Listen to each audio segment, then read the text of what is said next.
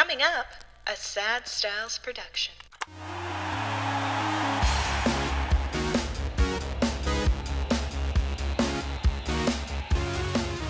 Hello and welcome. My name is Mikey Aaronworth, signing on to the sign-off of Frameworth Podcast for yet another week, and I am joined in studio once again. I don't know why I always have to say it, but the fans want to know who's sitting right across from me, and like every other week, it's Brian Aaronworth, president of Frameworth Sports Marketing. Thank you so much for joining us. You're treating this introduction pretty cool and collected right now. Well, I'm trying to, because every time you call me out on smiling. I'm trying to get you used to it. And Dad, you know I never mind when you smile at me when I'm doing the introduction. You know that, right? Yes, that's fine. So thanks again for joining us for yet another week. We have a very interesting and exciting guest coming up. But before we get into that, as we do at the top of most of our shows now, we appreciate all the love and support that our listeners have shown us. As you mentioned, Dad, on our last week's episode, all of these reviews, subscriptions, all that sort of thing has really shot us up the rankings. And listen, all of our fans want to be a part of something that ends up being very big before it gets there. Everyone loves that. We've got all the indie kids listening to our podcast and shooting us up the chartable rankings. So we're going to, as we normally do, read out a review that we found on iTunes. And actually, it's 2 reviews this time. And I know we don't always do a giveaway along with these reviews, but because our guest is who he is, which we'll get into a little bit, we're actually going to give away 2 signed photos. The first one is going to AC Jet. Left a review via Apple Podcasts, 5 stars. Love the podcast. Great content about the game and its memorabilia. A must listen for hockey fans. Thank you so much, AC Jet. As always, reach out to us at signoffpod@frameworth.com. We'll get your shipping information and send. You are going to get a signed Taylor Hall 8x10 photo. So let us know your information. We'll get that out to you. And also a big shout out to Jason Field, who's been a big supporter of the podcast in all of its forms, whether it's on YouTube or the podcast itself. Every single video we post, he's always commenting, liking, interacting with the community. Just recently, he said, if anyone's interested in sports and music memorabilia, even just slightly, this podcast is a must. I look forward to it each week. Thank you. Keep up the amazing work. Jason, we're going to be sending you out a Mitch Marner signed 8x10 photo. As I said before, reach out, signoffpod@frameworth.com, and we'll get that out to you as soon as possible. Now, enough patting ourselves on the back. I know we love to do it, you and me, Dad. We talk about it all the time. Look at all these reviews. We just sit there in front of the computer looking at all these fantastic reviews. I never see a bad in. one. No, and that's not a lead-in for anybody to just write one. No, we're not asking you to go out and be the first. But I will be the first one to introduce our guest this week. We're talking to one of the biggest agents in hockey, formerly of DHG Sports Agency, which merged with Cortex Management in 2019, where he now serves as the managing director. He represents some of the biggest names in the sport, including Taylor Hall, Josh Anderson, and Mitch Marner. It's a pleasure to be speaking today with the one and only Darren Ferris. Darren, thank you for joining us. Thanks for having me. Now, Darren, we were talking before the mics were turned on, and you mentioned that you don't often do interviews. No. How comfortable are you sitting in front of the mic? Is this new to you? No, yeah, it's not new, but I kind of get a little upset over time the way some of the media portrays things, and it has made me really reluctant in getting on because of the way that things have been, portrayed. It seems like at times kind of volatile in the industry with regards to, players come under a lot of criticism, Correct. I'd imagine. And you as one of their representatives, potentially their major mouthpiece in terms of their relation to the public. Do you often or occasionally feel hamstrung by the fact that you're not supposed to be speaking out on their behalf as much? You may bring them into, there are players out there whose agents will speak on behalf of them, and sometimes it gets them into hot water. How hard is it for you to listen to some of the criticisms that you might hear about some of your players and not be able to respond directly to them, even when you know them to be potentially false? Yes.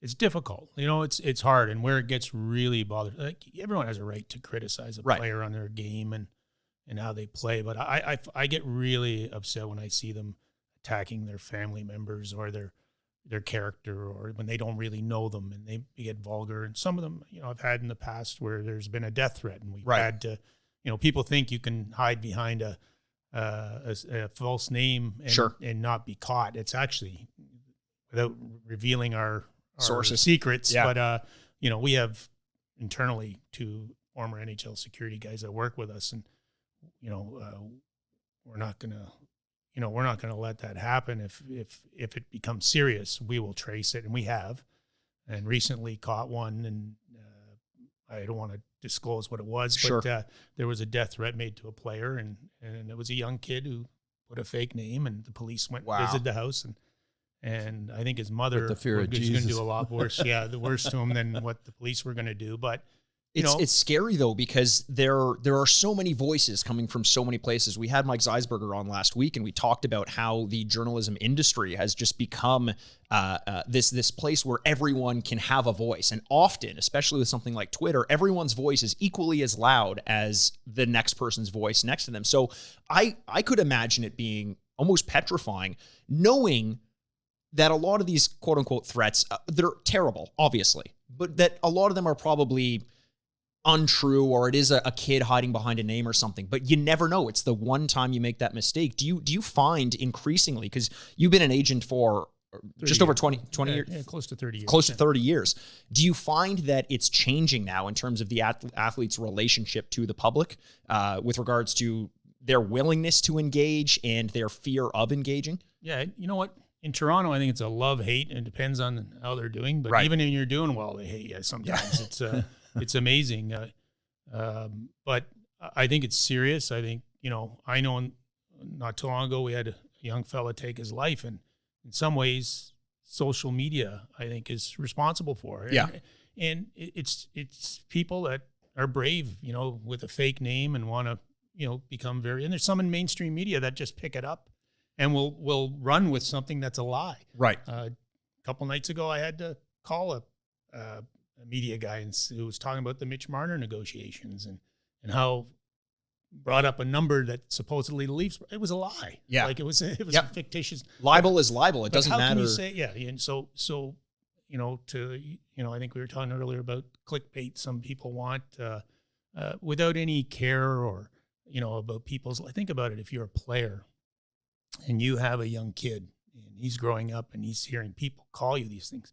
And it's funny, my little nephew, when we were all locked down, they had to do their schooling online. So, and the teacher, asked them, do you know anyone that might be a little famous or might know, or might be a celebrity or something? So to him, he thinks I'm a celebrity. I'm not, but to him, I am, right? And so anyway, he says, yeah, my Uncle Darren. He said, but everyone on social media hates him. Oh. So, what I'm saying is if you're a player and you're hearing this and your mother, your father, absolutely get attacked, it's shameful, really, when you think about it. And, some of the people don't understand until you call them out on it, that what they're doing, or they do understand, but they think there's no repercussions. For instance, I just dealt with a situation on our social media where people were just calling something crap because of whatever. These are quality players, et cetera. It wasn't one of our podcasts, was it? No. It was a product that we put out, and it was a good quality product. They just didn't like the player. Yeah. So I called the guy out on it, and they're not used to getting, I don't think there's too many companies, Upper Deck or Fanatics or whatever, where the president will actually respond directly. And I learned a long time ago from you, Mikey, not to respond after a few glasses of wine. I called the guy an asshole, but that was an interesting day. And he said, "Dad, did you call that guy an asshole on social media?" And I said, "Well, yeah, because he was." And he said, "You can't do that." So I learned from that, because there was repercussions, and I went back and apologized and told him that it was after half a bottle of wine, or maybe more. But I called the guy out, and I'm very respectful and said, you know what? I took the guy's post down from our website, and I just said, and then I saw his comment saying, "Oh, thanks for taking my post down." And then I responded, I said, "We are always interested in constructive criticism. However, I didn't think this was very constructive, calling somebody a piece of crap, blah, blah, blah." I said, "This is the situation, bang, bang, bang." And it was a long paragraph, and he liked it. I mean, so all of a sudden he realizes that there are, responses or repercussions for what you say. I mean, it is true when you engage with the quote unquote trolls one-on-one, very often they're just looking for a bit of attention, and that's fine. And there is a potential solution, but the ordeal that you just described, maybe hesitate to call it an ordeal, but what you just described takes time. You can't respond like that to everyone who lobbies a criticism, unfair or not, towards one of your players.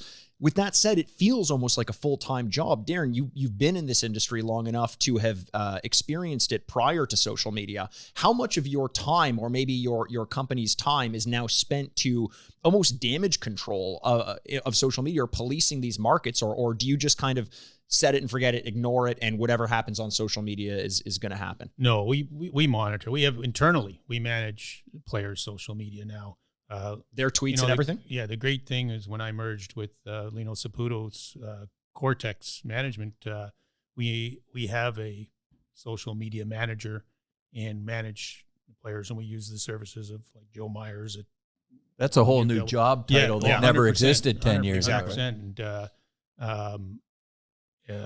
And so that we're able to control, to the extent that we can. Yeah.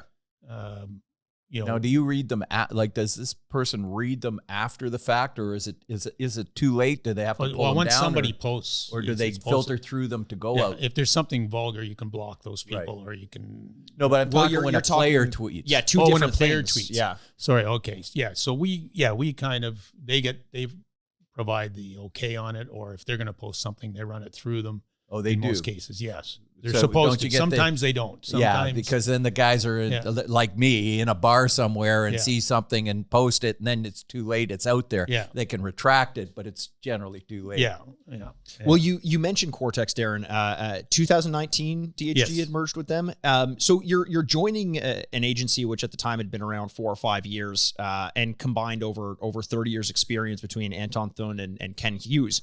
What did you feel as the leader of DHG brought to the table that may have expanded their capabilities or kind of given them a new perspective? Yeah, I think they were on a great track, and Lino and the Sputo family are very passionate about this. They built, we've got a facility in Montreal. Right. We're building one here in Toronto with 2 the athletics pads. facility, right? It's got training, and then we went out and got Andy O'Brien, who's the best.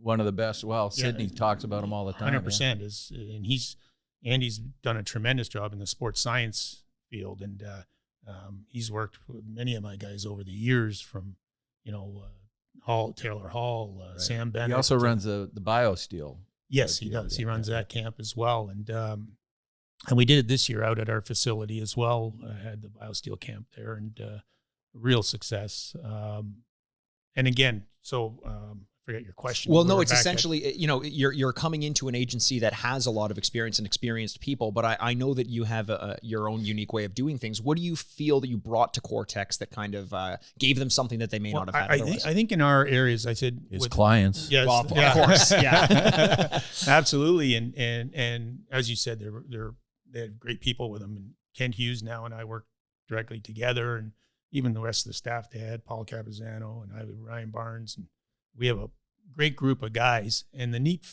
thing was when we merged is I had people in certain areas like Switzerland and Sweden and Czech Republic, in Michigan and different areas that they didn't have. So it was a perfect fit. Right. I'd been approached a few times by a few other agencies to merge with them, and the fit just wasn't right. It wouldn't have been right for the guys that work for me. And this was the perfect fit. It was the right place and the right time. Actually, so that's an interesting, when you say the perfect fit, it's not only got to be a perfect fit for you, but it's got to be a perfect fit for your clients. Correct. Right. So when you were merging, did you consult with your clients and say, I'm thinking to do this, or? Well, yes and no. I think they knew that something was going on, but I wasn't going to do something that was going to adversely affect them. Right. I had a chance to, I got offered a ridiculous opportunity with one of the bigger companies that were out there. But the problem is we had, an overlap of people in certain areas. Right. And of course they say, oh yeah, don't worry, we'll be fine. But I know I've been in the corporate world. Sure. I know after time let's cut. And I didn't want to put them in that position. I think your players kind of want to make sure though that you're still hands-on with them. Correct. Because I know the players that you deal with, because I deal with Mitch and have dealt with Taylor for many years, and they want to make sure that you're the guy that they make the phone call to primarily. And now you got all this other background things that you may not have had before. So I think they'd all be good with that. Yeah. I also wanted to ask, when you made this merger, that could mean a ton of things. It could mean that you're now sort of working with them, or is DHG as an entity still kind of does it still kind of exist in a self-contained way within Cortex, or did you merge fairly It took a seamlessly? while, but it merged seamlessly. It seems that, the first year it's you're merging. There's a lot of people Right now all of a sudden working together. And I think, Gio Saputo is running it and has done a great job of putting together a good climate that everybody works together. Right. And between Kent and I, it's been seamless. Actually, makes us even more powerful, I think, in the marketplace. The reason I liked it and wanted to do this is, I have a dream of where I wanted the business to go and how we service the players. Right. And I know with the backing of the Saputo family, I could get there a lot quicker. Right. Than, I'm turning 59 now. It's going to be, it would have took me till I was probably 70 or 80 to do what he's doing today. Sure. So I thought, this is great for our players. We're taking care of them before, during, after their careers. We were opening these facilities. We've got a full-time accountant for them to call and ask questions to, full-time attorneys all the time that you got in different areas where there's some expertise. We have a concierge service that whenever they want to go, places they can call and see. It's fascinating because I think a lot of people hear sports agent and just think, well, we're going to sign a contract with them and then go their own way. But there's so much more that you offer. I mean, it's not Cortex agencies; it's Cortex management. And right. and do you find having those facilities? You mentioned the athletic facilities and the concierge service and the accountants and the lawyers and all that. How much easier is it now to attract these younger players, now that you are more of a conglomerate and there's a bit more power versus when you were starting out and maybe didn't have the names under contract like you do now? Yeah. It was hard when I started. I started there on my own with another fellow and then ended up with a bigger firm. Yeah. Well, I actually wanted to dig into that a little bit because you had mentioned earlier that you used to go to the Gardens and watch Mario Lemieux skate just because you loved the way he skated and wanted to see more of him. Well, sure. Let's put that question on hold then and pull on that and find, did you play hockey as a kid? I did. I wasn't very good. Did you know, was it always usually the response from all agents? Really, how did you get into it? Well, I played, but I wasn't very good. Yeah. I didn't plan to be in this business. I was, it's funny. I was coaching my girlfriend's brother at the time. Yeah. I was going through time and then eventually ended up coaching with a good friend of mine, Greg Ireland, with the Oakville Blades. And my brothers and I started a nutrition business, and I decided, hey, you know what? I got to leave coaching. It doesn't pay well, first of all, right. at least back then. Now it does. Yeah. So our nutrition business was taken off, and my buddy said, why don't you be an agent? You can stay in touch with the game and so forth. And that's really the decision process. So I left the nutrition business eventually and went when full time. you become an agent, did you have a line on any clients at the time? I had a few. My first client was Frank Ivankovic, who's now with Molson's. He was a 6'5". He's a beer agent. Goalie, yeah. His son's playing now. Actually, I just saw his son play the other day, so I'm feeling real old. I remember Frank played with the Oshawa Generals, and I remember going to a game with Frank. Frank never took it serious. He was drafted by the Pittsburgh Penguins. But Sure. I remember going to a game in Oshawa and watching him, and pucks are going in from the blue line. And after the game, I was like, Frank, I said, do you wear glasses? And he said to me, no, but I have contacts, but I don't wear them during the game because they bug my eyes. So, oh, wow. You'd think that might be a little bit important, right? So, anyway, made a lot of money off him. So, well, it's interesting. Before we get into sort of the whole track that you took through sports agencies, you've worked for various companies and are now where you are. But we talked earlier as well. You crossed paths with Mike Zeisberger before starting, and you had mentioned, to Mike, it must be strange, having gone through the path that you went, and a lot of, in the past you needed a journalism degree, you needed to go to school to study this, and now anyone can make a Twitter account or a YouTube channel and potentially get to where they need to be.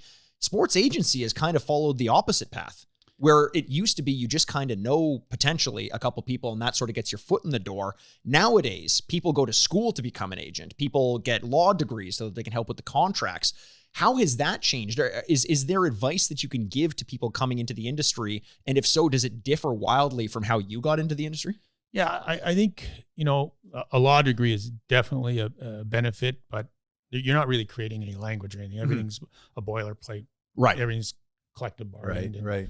You got to know the market. You got to know the dollar. You got to know how to set up the strategic ways you set up contracts. Is it similar on the way, what players' rights are in the case of the Marner negotiation? Sure. Josh Anderson and Max Domi, when I was doing that deal, how you create leverage. There's the right way to do a deal, right? So that you maximize your players' earning potential. For sure. And it's funny in the market, most fans will think players are greedy; they should take less. And, I hear media guys sometimes say, "Hey, why didn't he take less to come here?" Yeah. And I think I remember telling Elliot Friedman, I said, "Hey, really, like if you think a player should take less, I said, what about if I said to you, here at Sportsnet, why don't you take a little bit less? We want to go get Craig Button from TSN and bring him over here. Would you do that?" And, so it's, people can't really relate. And even when we get into when the players lock out or the owners lock out the players from, everyone thinks it's them going on strike. It's not. The players are locking them out. Right. And then then they take the side of the owners. Right. But if Ford goes on strike, you take a side of the employee. Right. It's a It's flip. a weird flip. Like it's weird. Now, can we talk briefly about 2019 when you were in that process of signing a new contract for Mitch? He was a restricted free agent, and you mentioned earlier that in, I believe, your nephew's school, they said, "Do you have anyone famous?" And social media doesn't like him. Is there a strategy in, because obviously for those of you who are listening, there was a little bit of a holdout in order to get the best possible contract? No, he wasn't holding out. When you're not under contract, you're not holding out. Fair. So, sorry. That's true. Yeah. But do you find that you're often consciously putting yourself as the spokesperson in order to take some heat off of the player? Is there a strategy there? And you're trying to get some semblance of reasoning and understanding to people. It's hard, it's quick bite or a quick snippet on a radio, and then you get someone interpreting it wrong. Right. Mr. Marner was on radio talking about his son being a leader on the team. Now, he never ever said, "Hey, I want him to be captain," but everybody took that as I want Mitch to be captain, which is not true. Right.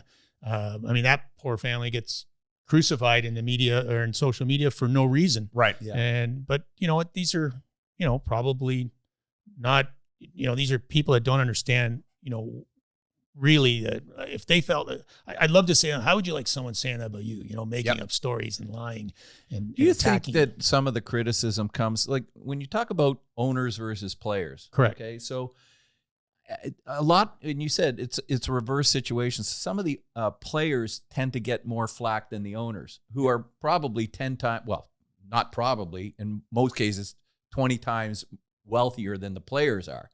But then you start thinking, well, why did the players get more criticism? And I'm thinking that a lot of people like myself grew up playing hockey, et cetera, et cetera. And then you see a player making $10 or $20 million and say, well, all they're doing is playing hockey. And how come they're making $20 million? They're not looking at the owner's side where this guy might have cheated and still, no, I'm not saying, but got his money. Got there somehow, yeah. And we don't have a true revenue sharing because, whenever you see expansion, players don't get a piece of that. Like there's so many areas where they don't get a piece to value the revenue share. And two, they don't understand, like say the player makes $1 million, to average Joe working for 30, 40 grand. And it's a lot of money. They're going to say, oh, wow, that guy's making $1 million. Well, he's not making $1 million. Right. Let's remember 54 here in Toronto, 54% goes to tax. Yes. You're giving 20% back to the owners in escrow in the revenue sharing.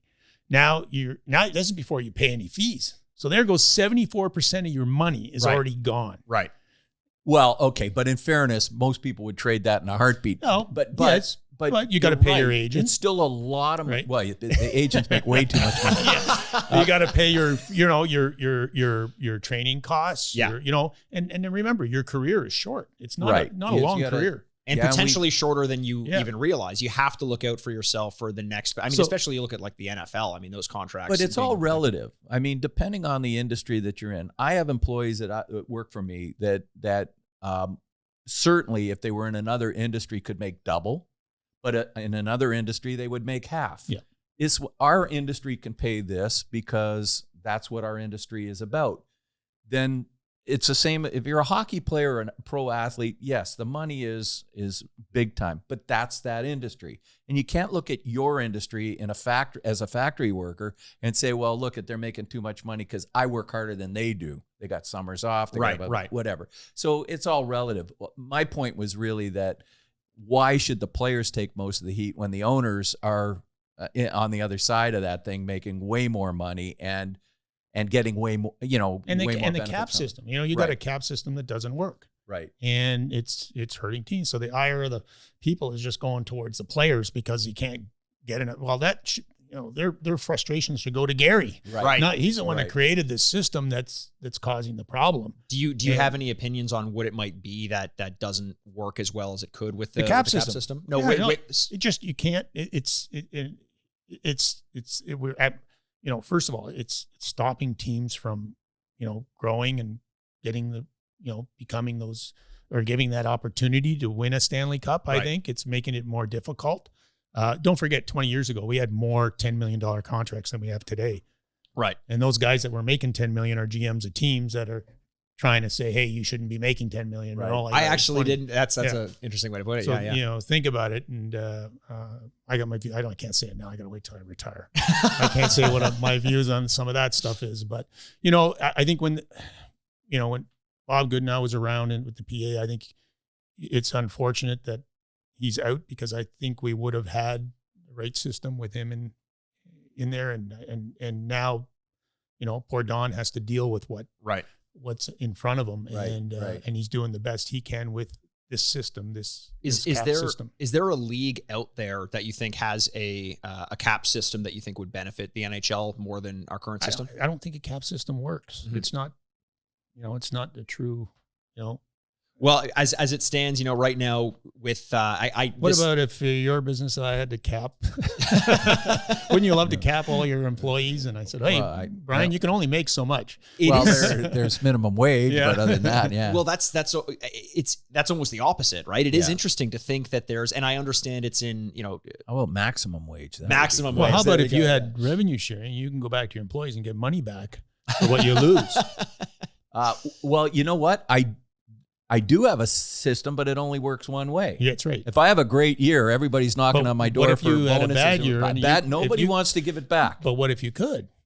Well, then I would love that. The NHL can do that. Well, it's not only that. It's I have a good year and I hand out Christmas bonuses or whatever, and the next year isn't good, and they're still expecting the Christmas bonuses because they got them last year. I said, guys, we're all in this together. But it's interesting because it does speak to this general understanding of what sports are. And I think a lack of acknowledgement that, as we were talking about with Mike last week, sports are a business. Yep. It is very much like that. And to your original point, Dad, when you mention, people see the players, I grew up playing hockey and they're making $1 million and this and that. It doesn't matter if they're making $1 million or 3 or 4 or 5. It's that they conflate the idea of being a hockey player for a profession with playing a game for a profession. And those are two very different things. Yeah, absolutely. So I think it does benefit to look at the industry as a whole and recognize that it's an industry. Now, to sort of look more in depth with the industry, you've Darren, negotiated contracts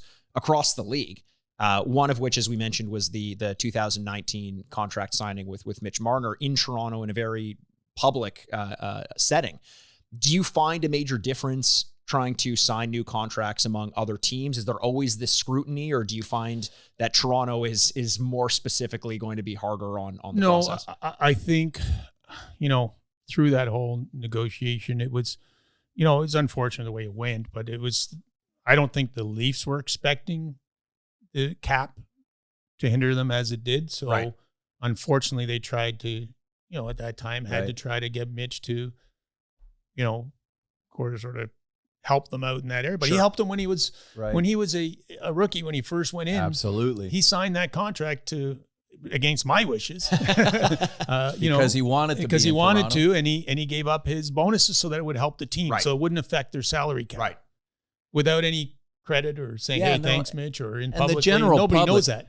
General public always feels if you're from Toronto, you want oh, they should give them a hometown advantage because they're Toronto. And he did that, but yet no one really acknowledged it or said anything. So, and then everyone gets mad with, if Darren brings it up, it's all of a sudden the fans don't like they don't realize that that's what he did back then. Right. And yet they still attack a player like that who, does more charitable work in Toronto than, he's from Toronto and you just have a lot of haters on there. So there's nothing you can do. And back to your question about the social media and how do you try to protect a player as much as you can.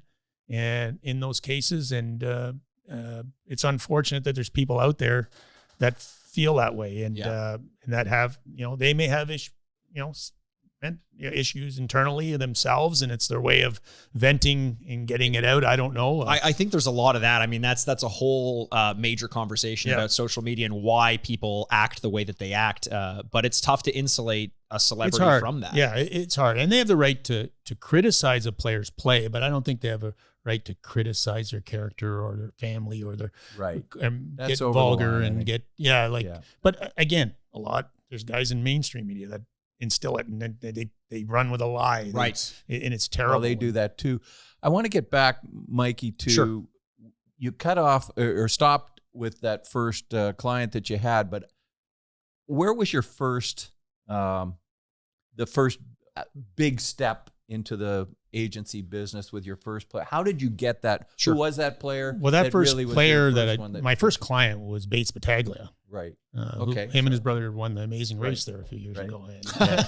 Was that another contract you negotiated for that one? He was, he did very well. But I mean, I remember he was in Lake State. He was my first client. We drove all the way to Hartford for his draft. And Bates, he's a great kid. He's in Carolina. How did you meet him? How did you get involved? Well, Greg was coaching him up in Caledon. And I introduced me to him, and then and got to know him, and ended up working with him from that point. And that's early in my career as I'm starting off. Right. And do you find one player leads to another? So Bates, recognizable name. A lot of people, hockey fans, will know that name. But and then you move in. So now we're, I don't know, jumping ahead. Was Mitch one of the? Well, no. I mean, back then I had more. I had. Back when that was Daniel Kachuk was probably my first real high, Rick Jackman, those names you may know. As time went on, then I had Nathan Horton, Anthony Stewart, Jason Spetz. I helped in getting him into Brampton, and that whole ordeal. Before we had the exceptional status rule, if you lived in a certain vicinity of the team, you would be able to have that player on your team. And back then I took him to Mississauga at first, and Peter, what was the coach's name there? Peter. Anyway, he didn't want Jason, so called Stan. Stan would take him in Brampton, and I ended up, my brother's in real estate. We sold his house in Mississauga, moved him to Brampton, and he played for the Brampton Battalion, and then the next year, of course, got drafted to. Now, would you have been with Orr Hockey Group at this point? At that point, I was with Orr Hockey Group. But prior to that, I was with Newport for about a year and a half, and working with Pat Morris closely, and who taught me a lot in this business. And then I went on with Orr Hockey for about 18 years. Yeah, 18. So, and I was curious too, because you working with Newport and then Orr Hockey Group, now essentially running your own company. Right. What is the major difference as an agent when you're running the company as opposed to maintaining clients? Is it a different job, or is it largely the same? It's largely the same. I mean, you're still day to day working with. I always worked with my clients closely. Right. I mean, I helped Connor McDavid there when I helped do his exceptional status deal. Him and Aaron Ekblad, the deal with Erie, and and over the years. And then when I did eventually leave on my own to start, and Sam Bennett was my first client, who to me is very special, and really. I'm close with Sammy and and Taylor Hall and a bunch of the others. As their contract came up, of course, you can't recruit a player because I had a non-compete. Right. So eventually they started coming back to me because you know what, I do know Darren fairly well, and I know his clients, and we have a great relationship working with his clients through Darren.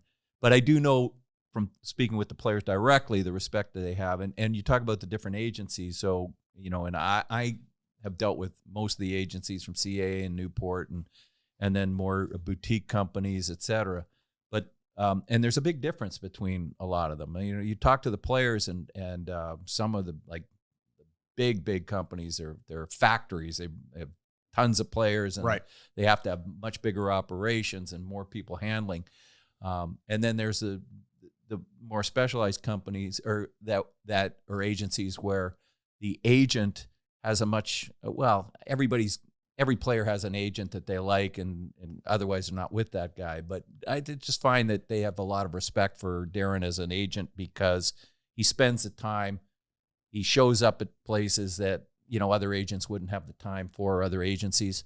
So I think that's why he has those kind of relationships with the players that he keeps. Yeah, I want to kind of go through that path because we mentioned Or Hockey Group, and when we mentioned DHG and Cortex, we didn't mention, I believe you would have left Or Hockey Group would that have been 2012? Yes. And you were 2012. 2012 around there. So. And I want to kind of set that timetable up to lead into my next question, because as you mentioned, Darren is highly respected among the hockey community, and that's why players often flock towards you. In 2018, you had a fairly high profile client. This is post Or Group, obviously. Yeah. Change his past representation from the Or Group to move in with you at DHG in Taylor Hall. Right. Now, it feels like in this industry, a player changing representation is before you go further on that, sure, he was my client at right. So I was working with him. The only reason he was left behind is his deal was still continuing, and I made a deal with the player that, hey, you stay there till you're not getting the service or until the end of your deal by your next deal. Yes. If you're uncomfortable, then you come over. And that was the case in Taylor. So. Right. Yeah. Not to paint it as a coup by any stretch, but I do kind of want to talk about why it is such a big deal when a player switches representation. I mean, you have hockey teams and players get traded quite often, but it seems like there's an added level of intimacy between an agent and a hockey player. In the case of Or Group specifically with Taylor, essentially retaining his services with you because he was with you prior to that. When that does happen, in Taylor's case or another one, is there ever any bad blood between the new agency and the old one? Or that's our business, right? Yeah. It's the animosity. I mean, it's funny when there's a young lawyer that's been working with me for 8 years. I keep saying he left law school recently. I keep saying that, and he's been with me for 10 years now, or 8, 9 years. But it's funny when he came to me, I said, look, if you want to get into this, it's more ruthless than the law profession. So make sure this is what you want to do. And is that it? So in a similar way, when you take to the ice I love comparing it to hockey because it's kind of on the outskirts of hockey, obviously parallel to it. You have two players on the ice that duke it out and then shake hands after the game. Is there that respect among industry? Yes and no. I mean, I think there is. For most of us, they're very cordial and very, but it is competitive. Right. And, players move from agency to agency. Yeah. And listen, I had a hard time when Max Domi came over to me, myself and Pat Brisson are very good friends. Right. But he was going to go to somebody else. And, and Pat said, hey, Darren, what, if anyone's going to have him, I'd rather you have him. So I continued to and Ty and I are good friends, so it might not have been the same situation with Austin Matthews leaving. No, I know that. I know, but you know what? Sometimes it just doesn't work, and right. And quite frankly, over time, I think the secret is being there to, you got to defend your players, you got to protect your players, and I think we do that very well at Cortex, and also the way we set up contracts, set up players to maximize their. I mean, we recently did Darnell Nurse at $9.3 million. You've got Josh Anderson. Mind you, today it's looking like great. Now you know why I fought so hard for it. Right. Everyone thought I was crazy. I didn't because we signed him on board with us. No, but he had one goal when he signed that deal. Yeah. But you told me, you said this guy's going to excel in Montreal, and you watch what happens. And sometimes I can take the word of the agent and say, okay, you see something. I've signed a lot of players that they told me that the agents just wanted to get the deal done.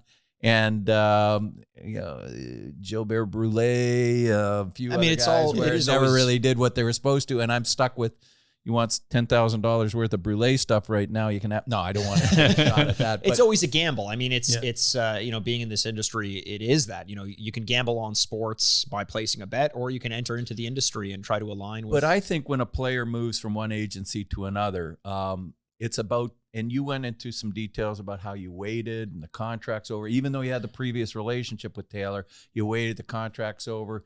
That's a respectful way. Right. When I think it's perceived that somebody pilfers a player, even though, that goes around the kind of guidelines and does that, that's when the animosity and that's unfortunate. It happens in our business. Yeah. I don't go happens in after every players business. that way, but sometimes, and then, you know what happens sometimes? Sometimes a player reaches out to Sure, another agency sure. via someone else, or it's just not, they're dissatisfied with the level of service that they're getting. And hey, I've had young players that I'm in the autograph business. Okay. So that doesn't put me anywhere near in that league, but I've had young players that have sat down with me and talked to me about, what do you think about this? Cause I've got the this agent, I'm not really happy. Right. How do you what should I be doing? And don't you have a father or somebody else that you can go to? Because I'm kind of between a rock and a hard place, but I'll try and advise them through 30 years of being in the business, understanding the way it's evolved from, the old days to the new days in terms of agencies and that.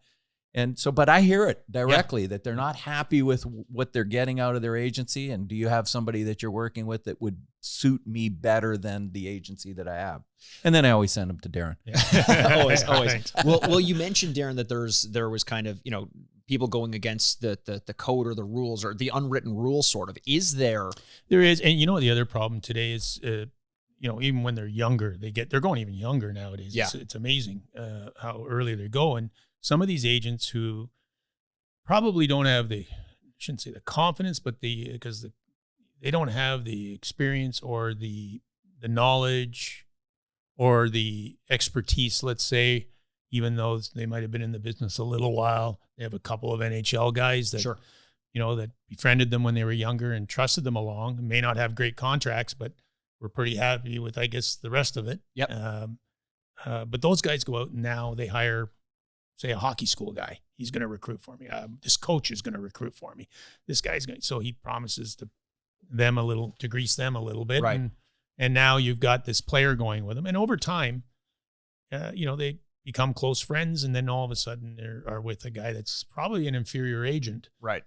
And we can talk about some of the contracts out there that I don't want to go through them because I don't want to pick on people. But there are guys that didn't maximize their potential. earning Their potential. I have an interesting question because this just came up. I've been following a young player who I think is an extraordinary talent.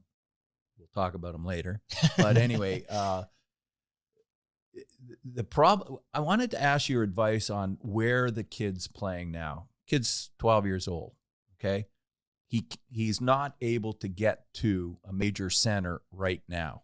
And that's where the competition is. If you're in a rural area where there isn't the big, the most competitive guys, and you're on that level right now, how important is it for that kid to get to Toronto, Pittsburgh? Or you know what? Every situation is different, but in most cases, I would say 90% of the cases, they should stay where they are because there's nothing wrong with dominating. They'll find you. Fair. So that's the question. They'll find you. I remember, with a player I dealt with, I don't want to get the organization in trouble, so I'm not going to say who it was. This young player wanted to leave an organization to come to Toronto. And the team in Toronto offered the father an apartment and a whole bunch of things to come play in the Greater Toronto Hockey League. Right.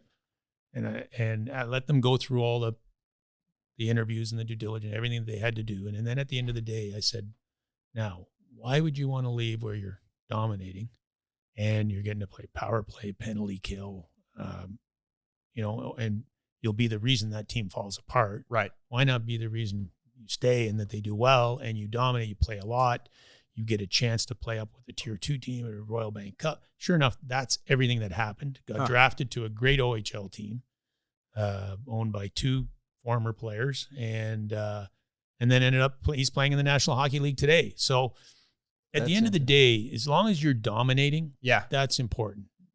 I remember seeing teams or powerhouse peewee team or minor midget teams that you thought all these guys are going to the NHL, and not one I don't want to name those names either, but there is one that in particular it comes to my mind, and I think only one guy came off it. And that's Foley's team back when he was younger. I mean, he's made it, but his whole team was a powerhouse. Yeah.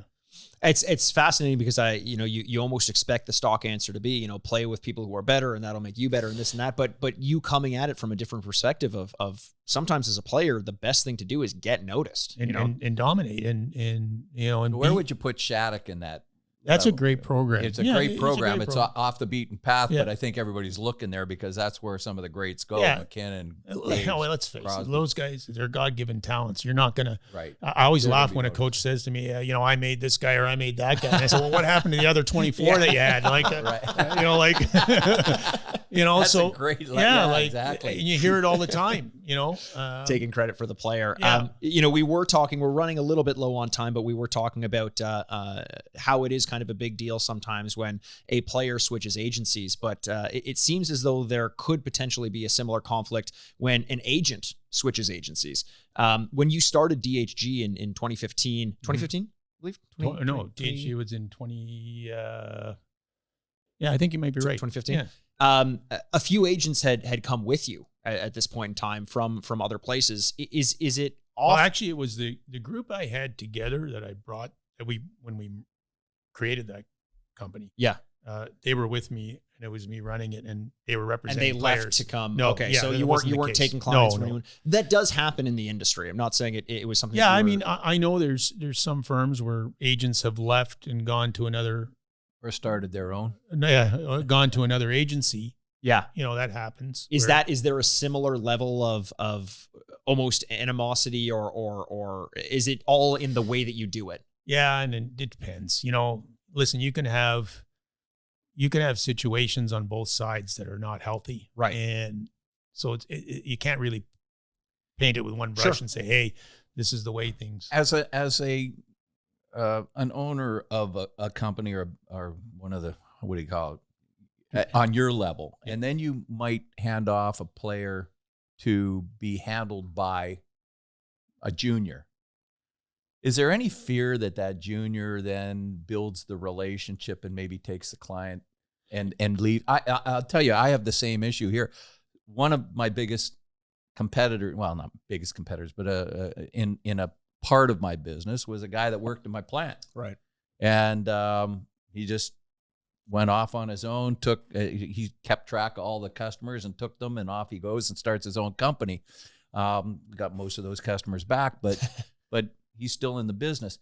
Is there that fear that if you hand off or you're not dealing with somebody directly with the bigger firms, they have to do that, Yeah, I'm not in that position where I'm handing off guys because we work as a team. A lot of us, like, here in Toronto when we're recruiting, like myself, Paul, Dylan, we work together, and we're put it this way: you want a player to be able, if he's in trouble, and I'm on a plane to Sweden, I want to make sure there's somebody you can call if I'm not available, if there's an issue. So that's why nobody's being handed off. Right. In our case, if you're doing that, then you leave yourself susceptible to the fact that if that person leaves. But in a big firm, like a real big firm, say Newport or CAA or whatever, Pat Brisson or Donnie Meehan, they can't be with all their clients all the time. Right. So they need somebody within the firm that they trust that's not going to go off on their own